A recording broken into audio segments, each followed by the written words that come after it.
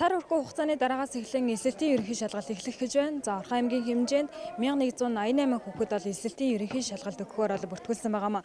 За нэг хүүхэд гэхэд 2 хичээлээр шалгалт өгөхөөр бүртгүүлсэн бол хамгийн дээдлээ нэг хүүхэд 9 хичээлээр шалгалт өгөхөөр бүртгүүлсэн байна. За эдгээр хүүхдүүд маань эсэлтийн ерөнхий шалгалтанд бэлдэхдээ одоо тухайн хичээлийнхаа он оны одоо жишг даалгавар болон сургалтын материалыг бол худалдан авч байгаагаа бол хэлж байна. За нэг номыг гэхэд ойролцоогоор 9500-аас 15000 төгрөгийн үнэтэйгаа юм. За нэг хүүхэд гэхэд дунджаар 45000 төгрөгөөр сургалтын материал авч эсэлтийн ерөнхий шалгалтанд бэлдэж байгаамаа. За харин эдгээр одоо номыг ингээ худалдаж авах чадамжгүй хүүхдүүд бол одоо найзаасаа зээлэх болон одоо багш нараасаа зээлэх маягаар бол одоо эсэлтийн ерөнхий шалгалтанд бэлдэж байгаа гэдгийг сурагчид бол одоо хэлж байна. За мөн боловсролын үнэлгээний төвд бол одоо эсэлтийн ерөнхий шалгалтын он оны тестийг бол одоо ингээ байршуулсан ч одоо тухайн тестийг бол одоо цахимаар орж бөглөөж авч чадахгүй хүүхдүүд бол байгаа гэж мөн одоо сурагчид бол хэлж байгаамаа.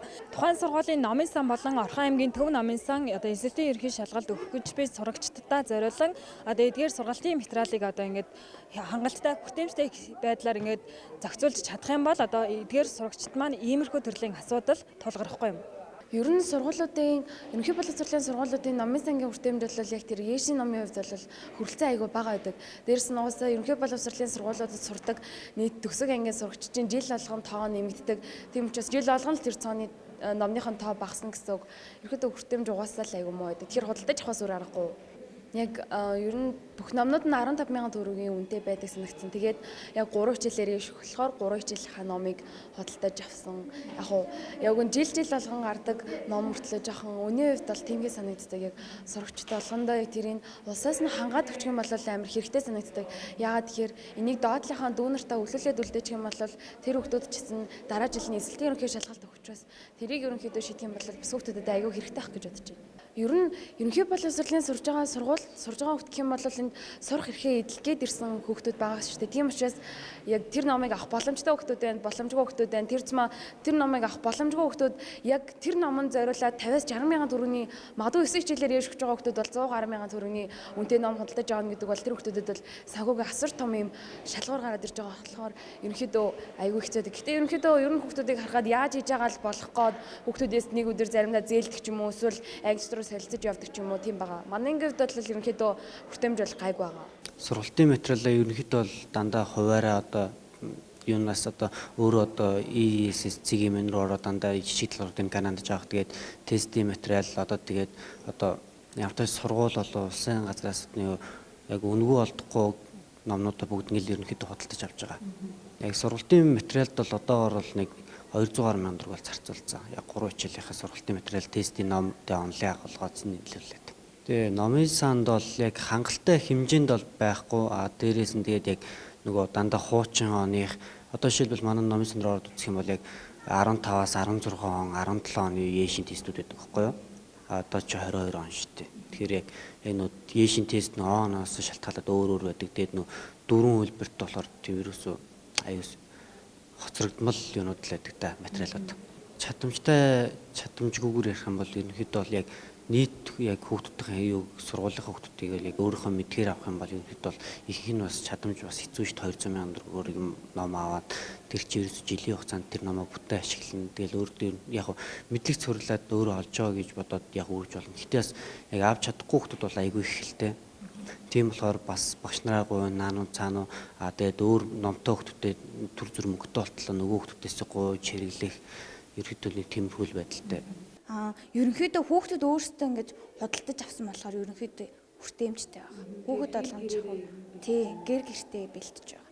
За тэгээ сургуулиас бас юм давталгын хуваар эсэлтийн ерөнхий шалгалтанд бэлдэх давталгын хуваар гаргаад тэгээд түүнийхээ дагуу давтлага маань өглөө 7 цагаас 8:30 хүртэл ч юм уу ингээд давталгууд илүү их төлхөө явагдаж байгаа. Одоо би жишээлбэл нэг номыг 15,000 төгрөгөөр худалдаж авсан. За тэгээ 3 номсон гэхээр 40,000 төгрөг болсон. 45,000 төгрөг болсон байгаа. Тэгээд одоо сургуульд маань илүү хүртээмжтэй байх юм бол хүүхдүүд бид нар одоо жишээлбэл энэ номыг бас авах чадамжтай хүүхэд байгаа, авах боломжгүй бас хүүхэд байгаа. 3 хичээлээр бүртгүүлсэн байгаа. Математик, физик, англи хэлээр бүртгүүлсэн. Математик бол яг жилийн өмнөөс эхэлж бэлдсэн байгаа. За англи хэлээр болохоор би дааж бэлдэж байгаа. Тэгээ мат физик дээр давтлаганд нэмэлт давтлага аваад явж байгаа. Би одоо давтлаганд бол ер нь нэг тэг 2 сая гаруй төгрөг зарчилсан баг. Тэгээд номонд болохоор яг тус бүрийнхээ хичээл дээр ном аваад нийтээ 100,000 төгрөг болсон баг гэж бодож байна. Нэг хичээл дээр бол 1-2 ном байгаа. Нэг нь онлайн ном, нөгөөх нь болохоор тестний ном гээд. Тэгээд 4-6 ном байгаа. Хөдөлж авсан. Тэгээд нэг номын болохоор багада 20,000-аар. Тэгээд дээдлэлт болохоор 45-аар авчихсан. Одоо л 22 оны би одоо төгсөгчтэй тий. Тэгэхээр яг номын санд байгаа номнууд нь бол яг 16-аас 18 дээдлэлтэй байдаг юм билээ. Би хүүхдээс 9,500 авчихсан. Өмнө жилийн төгсөгчөөс. Тэгээд маа найз болохоор ингээд жоохон хямдралтай өгсөн. Тэгээд 3 ном авсан. Би болохоор математикийн нэг ном тэгээд дээш бэлтгэх нэг ном гэдэг тэр нь болохоор 29,000 гэжсэн. Тэгээд физикийн болохоор ном физикийн бас дээш бэлтгэх 2,000 тест гэдэг тэрийг болохоор 30,000-аар авсан. Тэгээд англи хэлээ болохоор онлайнаар үйлчилж байгаа. Тэгээд ерөнхийдөө бол нийтдээ нэг тиймэрхүү 50,000 нийтдээ нэг 59,000 төгрөгийн ерөнхийдөө бол зарлага ерөнхийдөө бол гаргасан байгаа. Зарлага ч ерөнхий хөрөнгө оруулалт өөртөө хөрөнгө оруулалт оруулсан. Эсэлтийн ерөнхий шалгалтын жишг даалгавар оноосоо хамаарч гадуур 5-аас 15,000 төгрөгийн хооронд худалдан борлуулагдж байгаа юм. 15 л гээд идэг юм байлээ номынхонд. Манайх бол 12 тэгээд яриад авмаа гэхээр зарим нь авдгийн. Ганц нэг хүүхдүүд ирж авж байна. Тэгээд одоо бол тэгээд ерөөсөө авах байж номыг дандаа тэгээд нэг дандаа зохиолын ном тал руугаа л орж ийн ерөнхийдөө. Тэгээд энэ хуучин номнуудыг бас 5-аас дотогшоод 4 мөрөвт ав 3 хагас ав гэхээр хөрхөө дуртай яа. Тэгээд онц сураараа миний дүүнэр гээл тэгээд өгч ийн би одоо. Тий. Ер нь тань дээр хэдээс хойш хооны одоо энэ жишг даалгаврууд байна вэ? Жишг даалгаврууд бас 19 20 гээл янз янз шүү дээ. 21 оны гарсан номнуудад байдаг.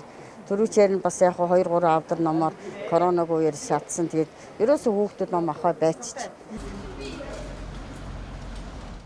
Орхон аймгийн номын төвд жилд 5 сая төгрөгийн төсөв тавигддаг. Тус төсвөөр жилдээ сурагчдын эсэлтийн ерөнхий шалгалтанд зориулсан сургалтын материалын нэг хэсэг буюу он оны жишг даалгавар худалдан авдаг байна. Учир нь тухайн жишг даалгавар нэг жилдээ ашиглагдаад хүчингүй болдог талаар номын санч хэлж байгаамаа. Шаардлагатай тохиолдолд ерөнхий боловсролын сургуулиудын номын сангаас солилцооны дагуу тухайн хичээлийн сургалтын материалыг авчирч номын төвд байршуулдаг талаар холбогдох албаны их сурвалж мэдээллээ. Яг нэг эсэлтийн ерөнхий шалгалтын жишг даалгаврын ном болохоор урд одоо нэг хуучирсан оных бол манад байдгийг.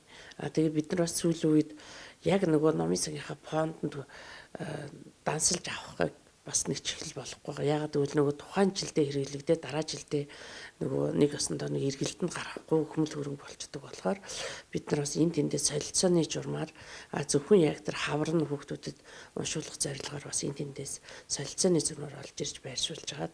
Ер нь бас одоо энэ жил бид нар бас нэг 5 сая төгрөгийн төсөв төлөвлөгдчихэд байж байна. Өмнөх жилүүдэд сая ковидын 2 жил байна. Тэрний өмнөх жилээс ахуулаад 2.6 сая төгрөг байсан. Тэр нь маш бага байсан л да. Ер нь тэгээд тэр нь нөгөө 2.6 сая төгрөгийг чинь нөгөө хүүхдүүдийн сургалт гэх үү нөгөө нэг уран зохиолын унших номоо гэх үү хаашаага залхаа мэдэхгүй хэцүүхэн л. Тэгээд энэ жилээс ер нь манай яам байгуулагдсанаас хойш бас энэ номын фондыг нэмэгдүүлэх тийм баяжуулалтыг аривыг талаар нэлээд арга хэмжээнүүд авч байгаа. Тэгээд энэ жилээс бид нар бас чиглэлээр бас ингэж ийм чиглэлийн номын төлхөө авъя гэдэг асуудал бол би хийж болно.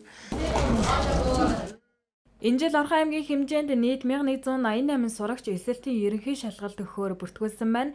Эдгээр хүүхдүүдэд хичээлийн бус цагаар давтлагын цаг гаргаж өгсөн ч сургалтын материалаа авч яваад гэрээр бэлтгэх боломж тун хомс байгаа талаар албаны их сурвалж мэдээллээ. Одоо 12 дугаар төгсөх эсэлтийн ерөнхий шалгалт нийт одоо Орхон аймгаас бол 1188 хүүхэд бол эсэлтийн ерөнхий шалгалт өгөхөөр ингээд бүртгэгдээд одоо бүх дата юмнууд нь цэвэрлэгдээд боловсролын үнэт акт юм бий бол явуулсан байна.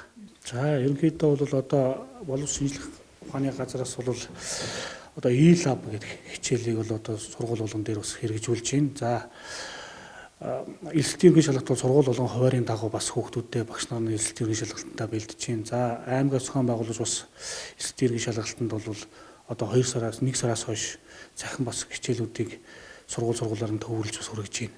За эсэлтийн ерөнхий шалгалтанд бол ер нь боловсруулцаагаар аль болох ерөнхийдөө бол бэлтэж байна да.